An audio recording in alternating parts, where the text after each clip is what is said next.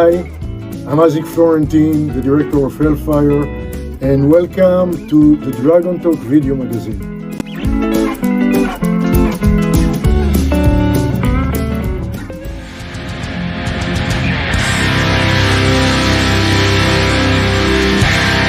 Did you have any real famous musicians? You know, I think you mentioned that people like Elvis used to come in. Elvis walked into the studio. He was going to the troubadour next door, and all of a sudden he walked in, and he sat there for over an hour and a half. We talked, and he said, "I'm opening up in Vegas. I'll send you an invitation." I figured, and a few months later I get an invitation to his first opening in Vegas, 1970 or 71. I had celebrities all the time because I was next door to a place that drew them. The Beatles came by, the Rolling Stones. Phil Spector.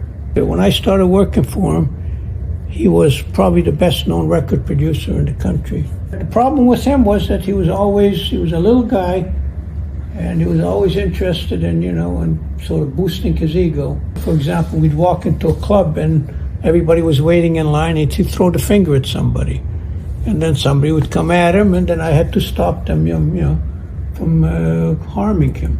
He was an icon, everybody wanted a piece of him. I went with him everywhere, and I met everybody. And everybody, in those days, karate was so unique that everybody was, impressed with it. And that's how I got into the business. That's why I opened a school, because everybody kept saying, "Well, where's your place?" Since I didn't have one, I said, "I'll open one." And that's how it all started. What famous martial arts people have you had come into your school? Literally everybody, from Chuck Norris on, from Ed Parker, Van Damme dropped by, Jackie Chan came by, Kanazawa came by, all the Okinawan guys. Nice things about being around for so long. I had a chance to meet literally everybody. Joe Louis and I became friendly. People don't even know this. I wrote the first screenplay for Joe Louis, which was Force 5 to star in. Wow. It was very interesting times. Yeah. When did you really start to write books? And what are some of the books that you've written over the years? Well, I started in the mid-70s. I was a historian. And I realized that almost every book on the martial arts market, other than Don Drager's, only dealt with how to do it stuff. So, and I realized there was a lot of don't forget, this was way before internet. So if you wanted any information on anything or anybody, there was really no place to find it. And since I had access to all these people, I started researching it. And that's how the books came about. That's why I first wrote, my first book I think was in 75. It was 500 questions and answers on the martial arts, called the Martial Arts Catalog. And then I started the Martial Arts Encyclopedia, but it became such a big burden that I went to John Corcoran, and him and I put it together, and we finished that book. I've even did a book with Benny, over the years. So, and now I'm doing this because of the same reason. There's really nobody else that's going to spend the time and effort to do it, and there's just a lot of information that's worthwhile to get out there. Nobody has the photos that you've got over the years and the access to these people, and your own personal library is quite extensive as well. How many books do you think you've read on the martial arts, and how many magazines do you have? Well, right now I'm sure I've got close to over 10,000 magazines from all over the world. Literally every black belt magazine, all the Inside Kung Fu's and all the European magazines. And I've got probably 500 books on the martial arts. Hi, I'm Emil Farkas. I've just finished a project that I've been working on for the last 25 years.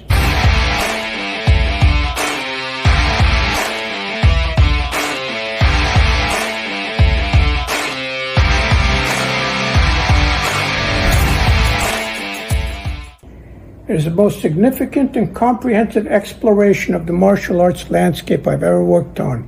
It's called the Martial Arts Book of Knowledge.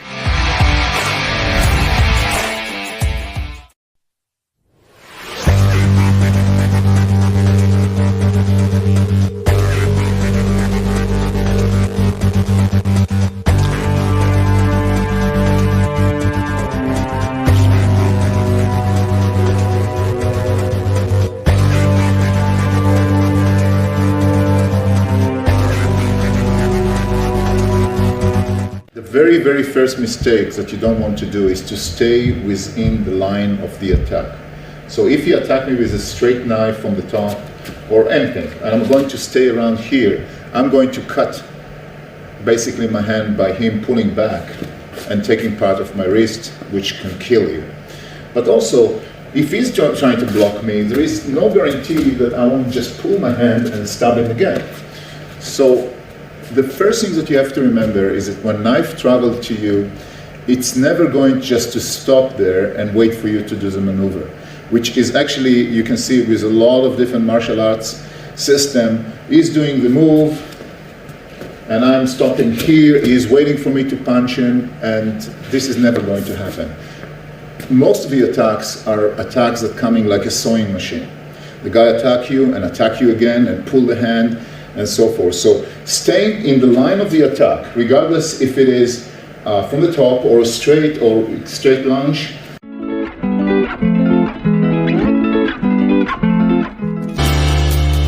The philosophy that's developing on the street today is this: it's not who's right, but who's left that counts.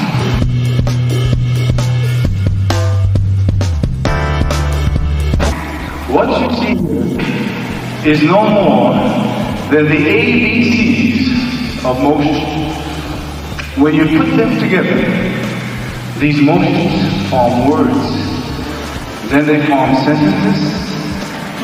If some of you, with the amount of confrontation he had, the guy had a thesis in his motions. And we're here for the purpose of sharing rather than showing what we have to offer. How do you guys feel about the fight tomorrow? What fight?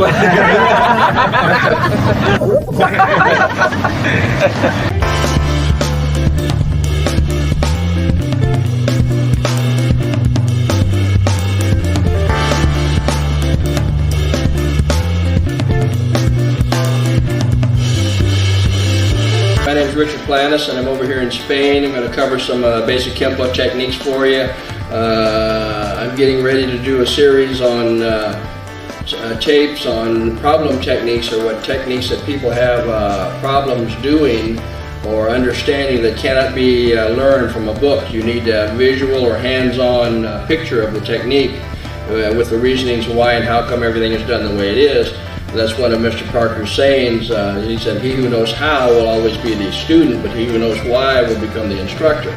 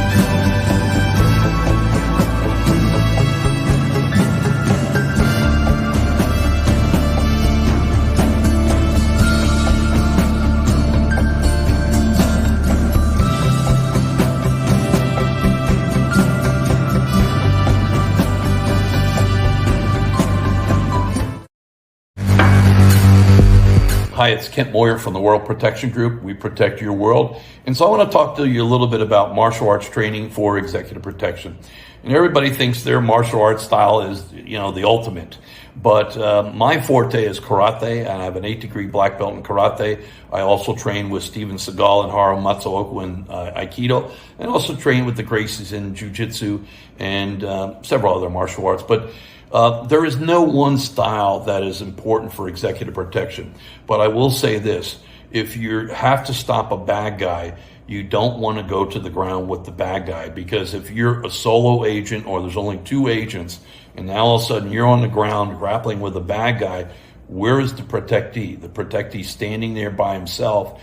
And when we look at threats and we look at attacks, we always look at there's maybe a primary attack, and then there may be a secondary attack. And maybe the primary attack is just to basically do something that the real attack is the secondary attack, and it's a much more violent attack than the first attack. So we don't want to be on the ground grappling. We want to have a versatile martial arts, maybe a little karate, maybe a little jiu-jitsu, but joint locks. And we want to be aware of the use of force laws, and we don't want to go to the extreme with our use of force. We have to be able to justify so that we don't get in trouble with the law by having excessive force whenever we have to deal with a bad guy with a client. I highly recommend that in our world, a good day is when nothing happens. Our goal is to never use force. Our goal is to never use deadly force. And if you have to use force and you have to use deadly force, you failed as an agent, because you didn't do the proper planning so that you would never run into that problem. So if I'm coming out of a hotel with Lady Gaga and there's 50 paparazzi out there, we don't know who in that paparazzi field are bad guys and good guys. So wouldn't it have been better to pull the car around the back and go out the back, slip out the back with nobody there, rather than going in? And I saw this the other day in a video where the security guy almost pulled the guy and knocked him over to get him out of the way, which is technically use of force and assault and battery. And if he was in the United States, he could have been arrested. So that's part of what we have to, we train to be able to fight when we need to, but the goal is to never have a fight. Remember, when nothing happens during the day, in my world, it's a good day.